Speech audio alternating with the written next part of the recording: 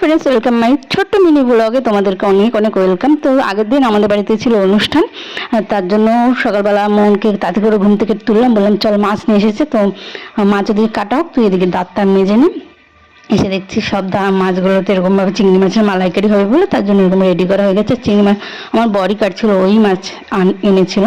তো এই দেখো ভেটকি মাছটা কি সুন্দর, আর এরকমভাবে ফালি করা হচ্ছে, পাতুরি হবে বলে। আর সকালবেলা খাওয়া দাওয়ায় আজকে লুচি আর আলুর তরকারি করেছে। আর কোনো তো কাজ নেই, অনুষ্ঠান, তো ওর জন্য তাড়াতাড়ি স্নানটা হয়ে গেছে। কেমন লাগছিল আমাকে কমেন্ট করে জানিও। আর চলো, মোহন দুপুরবেলা সকালবেলা খেয়েছিল শুধু একটু লুচি, ওর জন্য তাড়াতাড়ি খেতে দিয়ে দিচ্ছি ওকে। এবার খেতে বসে দেখছি খুব মুষলধারে বৃষ্টি হচ্ছে, আমি দরজাটা দিলাম টাক। বৃষ্টিতে অনেক, কলকাতায় যা গরম পড়েছে, একটু বৃষ্টির দরকার ছিল, খুব পরিমাণে বৃষ্টি হয়েছে। আর আমাদের অনুষ্ঠানটা আরও ভালো গেছে বৃষ্টির জন্য। চলো দুপুরবেলার লাঞ্চটা তোমাদের সঙ্গে শেয়ার করি। বেগুন ভাজা, ভাত, নর্মালি অনেক কিছু হয়েছে। এইটা হলো মাটন রয়েছে, প্রথমে মাটন দিয়ে শুরু করি।